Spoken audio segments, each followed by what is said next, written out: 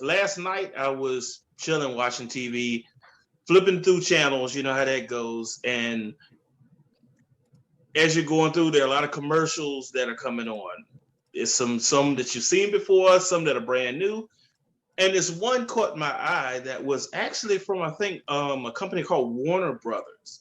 It was a 2 hour commercial. And fans, if you don't know what that is Space Jam: A New Legacy. This was crazy. This was one for the books. Kev, start us off right, just like you always did. Let us know, how did you feel about A New Legacy? Well, I feel just like you mentioned, there was a lot of, hey, remember this Warner Brothers property? Remember that Warner Brothers property? Remember this other Warner Brothers property? Remember that? Remember this? Remember that? There was a lot of that. So I started to really enjoy the movie more when they stopped doing that so much and started, getting with the jam and the slam. So right. So it took me a while to kind of get into it, because there was a lot of, remember this thing that you enjoyed 25 years ago, and which I did, but which I got today was my question. So they finally got around to answering it about halfway through. I feel the same way. I feel like if you try to compare this to what Michael Jordan did back in the day, with as new as that was, you're going to catch some similarities, but then you're also going to catch some things in this that were handled based upon the technology that we have now and what's going on with pop culture and what's going on with Warner Brothers and with the Looney Tunes and everything. There's a bit of a added dimension. And, we'll go into it about LeBron and some of the matter of fact, let's say we just go through that right now. Let's list the few hang-ups or the few things that I guess didn't help to make this as memorable as I thought that it was initially. For starters, how did you feel about LeBron and that acting? So I didn't really get too much out of maybe the beginning when he was a real person, and then towards the end when he was a real person. What I really liked was when he was a cartoon, because I think that the animators were able to, I guess, breathe some life into his performance that matched the tone of what was coming out of his mouth. Yes. Because in all the other parts, he kind of seemed to just be sitting there, which fine if he's not an actor. But I think that made the contrast between, I felt he was really acting when he was a cartoon, when again, that might not have been all on him. That may have been on the animators, which credit to them. So yeah, I appreciated the acting a little more when he was a cartoon, because I think what I saw was a better fit for the voice that I was hearing. And in the other parts, beginning and the ending, it was, LeBron James being LeBron James, I guess. But it's weird because I know he has a sense of humor. Right. I know he's a funny guy.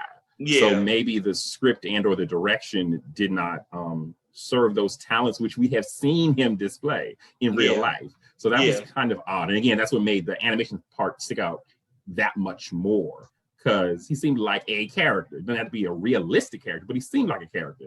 And in the beginning and the end, he seemed like he was just there, kind of like most of the other actors, unfortunately.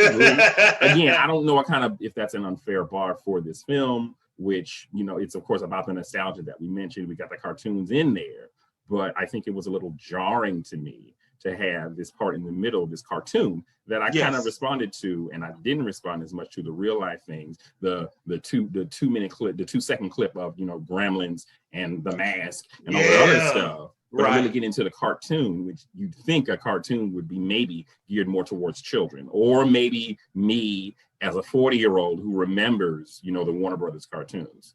Right. And this is before the cartoons turned from 2D to 3D.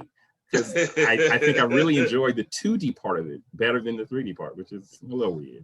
Yeah, the 3D part it creeped me out a little bit too. It's funny because it seemed to me like this was LeBron James's like Saturday morning cartoon kind of deal, which if he did like a mashup with Looney Tunes, I'd be there, because the second act of a film, for it to hit the way that it did, you know, to the point that it like cast a shadow on the first act, is something that, you know, how many times do you see it go like that? It's like it was such a big difference. It was down here, and then it jumped way up here. And another thing I just wanted just to piggyback off of what you were saying, when LeBron is at home and is dealing with his kids or talking to his wife, or when Jordan, for that matter, is home and is going through some sort of a issue with his kids, with, you know, taking a test or not going to school or dealing with things from the street or trying to make decisions and all, do they talk as stilted and as just wooden when they're sitting in their own living room as when they're in front of a camera? It's like, I'm just curious, does the camera actually have that much power that it makes you, I don't know, it just makes you wooden? And as you were saying, it may have been an issue with the writing in some regard, but I could have delivered those lines. So, you know, I'm not tripping. Well, see, if I was being cynical, then I would, you know, say that this whole thing was just a cash grab in probably several ways. In that, like I was mentioning, you know, they've got the fact that it's an old beloved, I guess, property. So that will automatically get people who saw the first film, probably like, you know, folks like you and me, people who remember the original Warner Brothers cartoons, people, you know, my age. It's a cartoon. So the 2D and the 3D cartoon will probably be appealing, I guess, to maybe the younger generation or people who weren't familiar with it. And then we've got all these shout outs to all these other Warner Brothers properties. I guess that's a thing that movie makers think is gonna work. I mean, I guess it worked for Ready Player One, I guess. Right. So it's almost like this was like Ready Player One, but now it's on a basketball court, in that you're bombarded with all of these half-a-second references. And I wonder, what am I supposed to do with this? Okay, you reminded me of the Gremlins. Okay, now why did you do this? Who is this really for? Yeah. I don't know. Because you think that part of it would be for us, and then you would think that it would be part for the people now who are teenagers and who are kids. But if all the references are going over their heads, then what are they laughing at besides the pratfalls and, you know, the usual Looney Tunes kind of hijinks? I don't know if this should have been a 2-hour feature. And it's great, and we'll go into it when it's time for the good. But the last game was what seemed to be maybe about 45 minutes or so. And although there was a lot of back and forth, and it was a grand kind of spectacle in this regard, you know, there were times before that big game that I was just kind of glancing at the clock like, okay. You know, you shouldn't feel time kind of go by. It should be like you look up and it's like the movie's already about to end because you were so involved in it. Right. How about the cliches? It almost seemed like, for me, they threw this movie up in the air, like over top of a tree.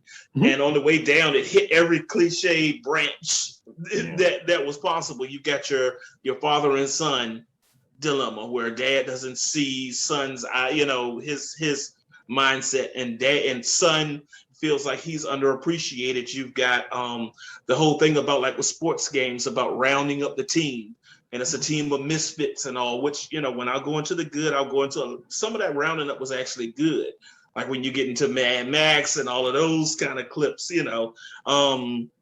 But how about throwing in the hip hop music just because the lead or the majority of the movie is maybe African American, or because you want those tickets, you know?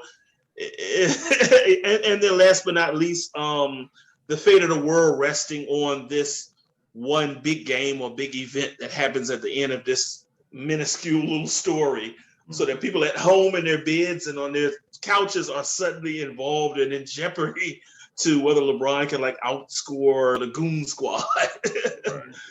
I it's funny, you can get a sense for how dated a movie is, and I'm sure that, well, I don't know. I asked again, who was this for? Because when you've got that, I guess, that rap thing with Porky Pig, which that kind of thing was played out, I would say, I don't know, maybe 15 years ago. Yeah. So who high-fived around the table when they came up with that idea. And when the did that notorious PIG. right? Are you it's like serious? I wonder how long this movie has been in development. Yeah. I don't know, but it's just that's a good point. There were a lot of little jokes that were like so very, very dated. And I mean, some of that is unavoidable because I know movies take a while to make. And then you got this thing where you got the blending of the live action and then the 2D animation and the 3D animation as well. And those things do take time. Yeah. So I guess maybe that's a downfall of a medium where you feel the need to hit all these jokes or references to pop culture. I mean, how dated is it going to be by the time the movie actually comes out? Are you saying things, and are they? I guess are they more in the sense of timeless humor, if that's a thing, or something that was funny at the time, or something that the people who came up with it thought was funny at the time? And then you know, you got the reference to, I guess, Granny talk about some winning, which if we remember the whole thing that Charlie Sheen went through publicly, that's what that is. And it's like, that's not. Yeah, that's not the kind of thing anymore. that I mean, it was a moment. It sure enough was a moment. But you throw it out in Granny saying it doesn't make me think that's that funny. There were a bunch of things like that where okay, I because I'm old can remember when that thing you said was a big deal, when it went viral, and some of those things probably predated the whole viral thing. That's true. So, but it's like today in 2021, it's like I don't get a chuckle from it, and the kids that you're trying to pull in, they're not going to get it either. They don't even know who Bugs Bunny is.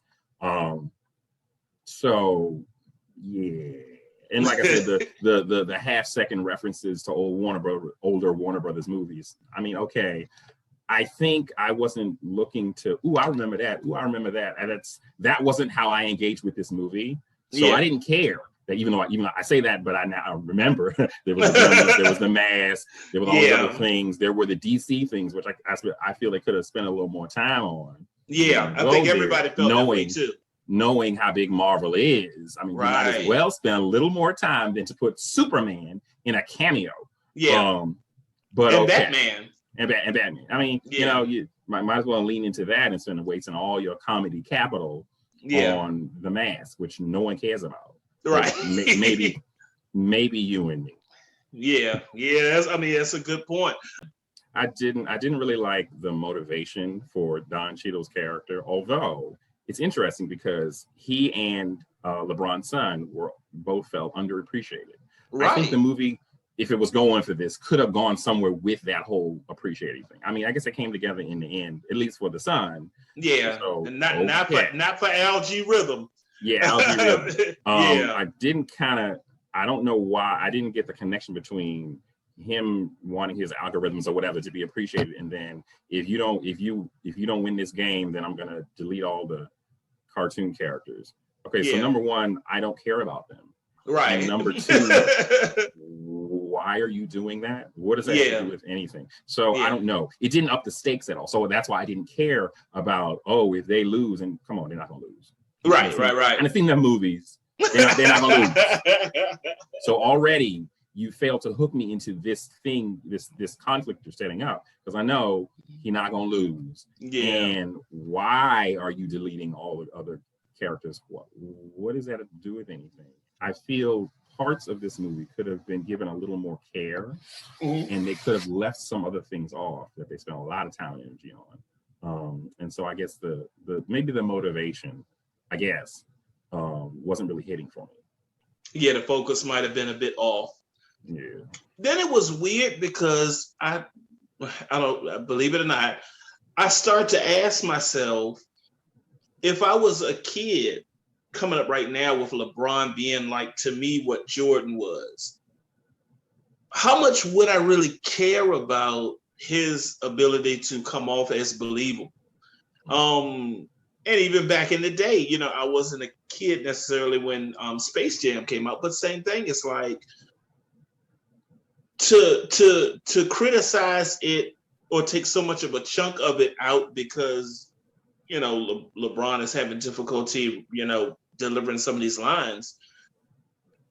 it's such low-hanging fruit that it's like maybe there's something that appeases the children that it's made for, about teaching dads to be with sons to, look at their dads as everything, listening to them, being mindful, the effect of following your dreams and all of those things like that. And so when it did, I kind of, to be honest, I had to kind of reel back all of the mass criticism and just sit back in the chair and allow myself to just have my funny bone tickled a little bit. You know what I'm saying? And it was then that I realized what we'll go into now, some of the good parts of this production.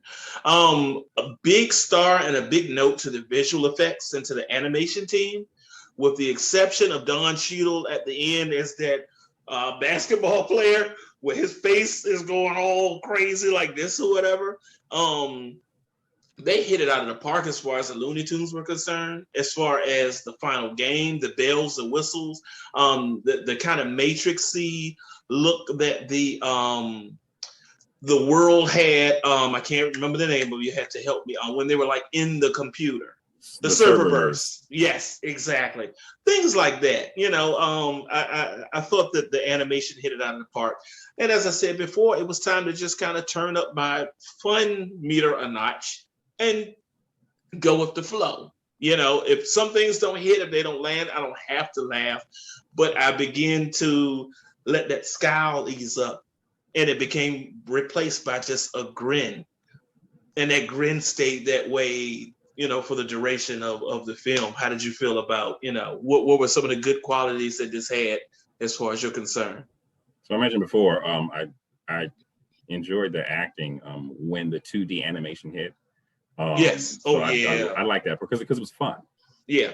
All the stuff before that, I didn't see the fun in that. And I think it stayed fun to about the end. So when the game finally happened, that's when I really started enjoying myself. Good. And when the movie, leaned into the whole "there are no rules here." Yes. And so they started doing crazy mess. Points were ridiculous. That's when I started having fun, because I think the movie started having fun around then. Right. So that's the part that I enjoyed. There was a sense of fun, even with all the things that I complained about. I think it was a lot of fun by the time the game came in. I think it got a little predictable once the sun switched sides. Oh, sure. Yeah. So that's kind of when my interest waned a little bit. But most of the game I really, really enjoyed. I think some parts could have been cut out. I wanted to have more fun with Laurel. I think Laurel is becoming that guy that you point to, and it's like you're supposed to laugh at him. But here, I feel he was underutilized, which is strange. Yeah, I was ready to start laughing and laugh nonstop. Yeah, but it wasn't happening here. And there was so much going on. There may not have been room for him to steal the show. Yeah, but for him to be brought into the movie, and then I'm supposed to laugh. That's what I felt. I felt like he was brought into the movie because I'm supposed to laugh at him. Which, if he's funny, and he wasn't funny here. But it was a little funny. So I'm like, how does Laurel fail to have me laugh? He almost had me laughing in Judas and the Black Messiah, which was a very serious film. Right. Because he's just that kind of person. So if you bring him in here and you're expecting me to, laugh, then give me something to laugh at with him, which I don't feel fully happened here. We're supposed to talk about what we liked. So to sum up, the fun really turned up by the time the game started. And I really enjoyed just having fun watching a ridiculous cartoon. Yes. Yeah. It was funny because Ernie Johnson was there too. And for the people who, I don't see, you better not be watching this if you haven't seen the movie, but Ernie and Rail were kind of like the commentators. But there were times that Ernie would set up a joke or set up just some space for Lil Rail to just ad-lib, and Ernie would just sit back like, go, and then say something, and then sit back like, go. And so there were times that it looked like Rail, you could see the wheels turning where he's like, okay, this is the time, I gotta say something Ernie help, you know what I mean? But I laughed at a lot of his stuff. I thought overall, you know, as you said, it was good just to see him because those were some of the cameos that you didn't expect and that the trailer didn't spoil, you know, which it is easy for that to do. I like going to Casablanca and going to the Matrix and going to, like we said, Mad Max and you know, Hogwarts School and all these other places. I thought that was creative. And it reminded me, as you said before, for me, it reminded me of like Endgame, where it went back and gave you the greatest hits of Marvel to get you, you know, primed up for this big finale or whatever. And the final game, I like the fact that it was a hodgepodge between like that and the game that the son was creating. So there were a lot of elements in the game that were like a video game where, you know, LeBron is jumping on like power-ups and things like that. So that gave it a bit of like a kind of like an NBA Jams type of feel. I thought that was cool. It was just funny, just one little thing. We had the first act where, you know, LeBron's acting wasn't all of that.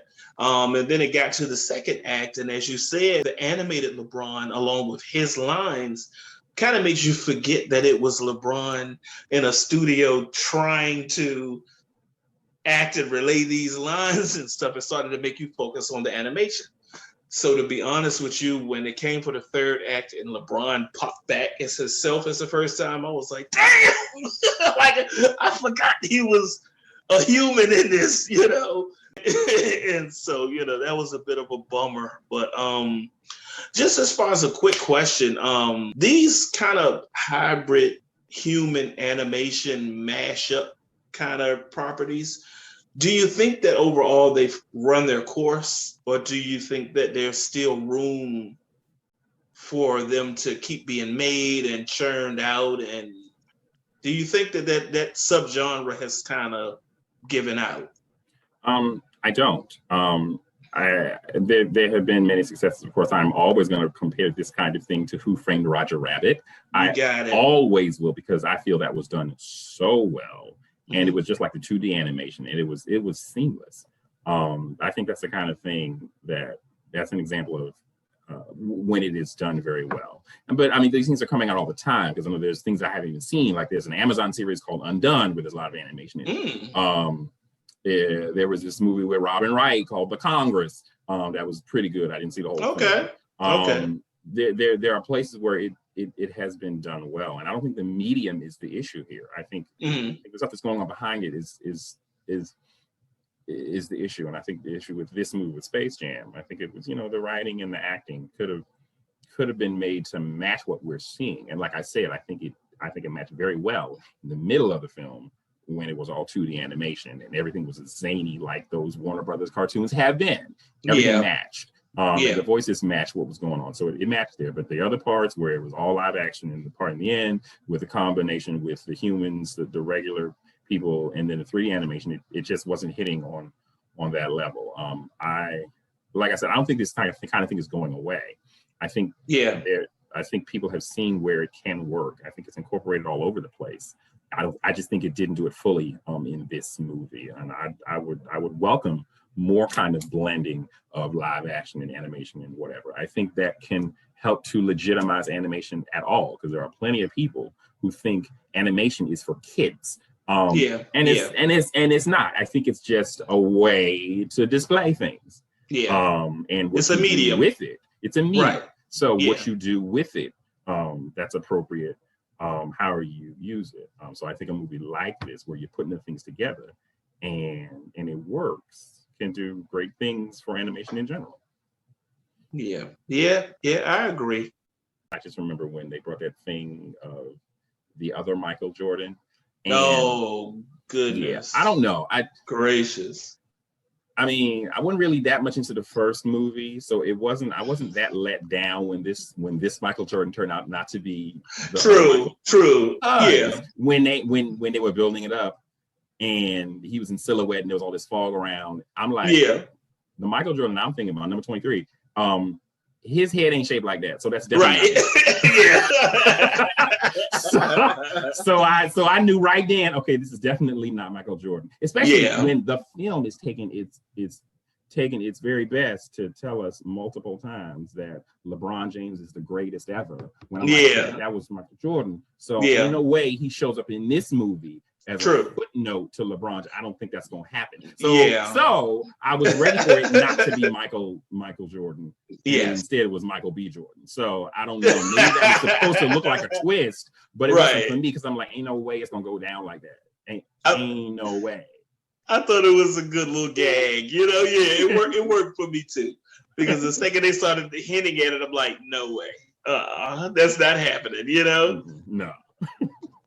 All in all, visual effects and animation, just the whole whimsy, and I said whimsy, of the nostalgia behind it all, and growing up with these characters and seeing them grace the stage again. Not worried about that 3D because, like I said, that looked like some fever dream or something like that. And for that matter, the audience, real quick, before I give my last take, was weird because it was like a lot of guys just in cosplay. But when you would look at them up close, they were 3D real, I guess, characters from the movies and from the different properties and all. So I didn't know how they wanted to do that, but it was cool to have only one half of the arena be filled, and then somebody say, "Where's the rest of the audience?" And then people from Earth and all just start dropping in to fill that side. But yeah, that whole cosplaying thing and all, I don't know what that deal was. In closing, I'm not even gonna hold you. I gave this a 7 on a 1 out of 10. I think that it could be rewatchable if there are kids in the family or young people who haven't seen it and you want to show it, for them. But as far as myself, actually popping it in again and again and again, I'm not sure if that's the type of vibe that I'd be on. But I thought that it was a solid 7, and I did think that the good, parts about it did outweigh anything else. And so that's pretty much what I felt about it. What did you give it? I would give it a 7 out of 10 too. Okay. I didn't hate it. There were parts of it that I enjoyed more than others. I don't see myself watching it many, many times. I might catch the first one again to compare and contrast. Yes, I thought about that too. It'll probably I think, because I don't remember much about the first time I saw it. But I mean, it'll probably be the same issues. Okay, fine. But I mean, the thing is, I know they spent some time on it. It's just like, I think some of the things were out of proportion. And I think could have been tweaked to make it a little more cohesive, but that may not be what they were going for. Again, there was grabbing people because it's Space Jam, grabbing people because it's LeBron, grabbing everybody else because remember the Gremlins. So I may be wanting things from this movie that they weren't going to provide. So I'm okay with that. Audience, we are wondering what you all felt about it. Were you as excited for that final game and for, LeBron crossing over some animated hustlers and all of that as I was and as Kev? Let us know in the comments. Man, it is so good to see you guys again and to be able to break off this new volume 2. And we're going to keep on going. Ladies and gentlemen, I'm Javon. I'm Kevin. And we will see you next time.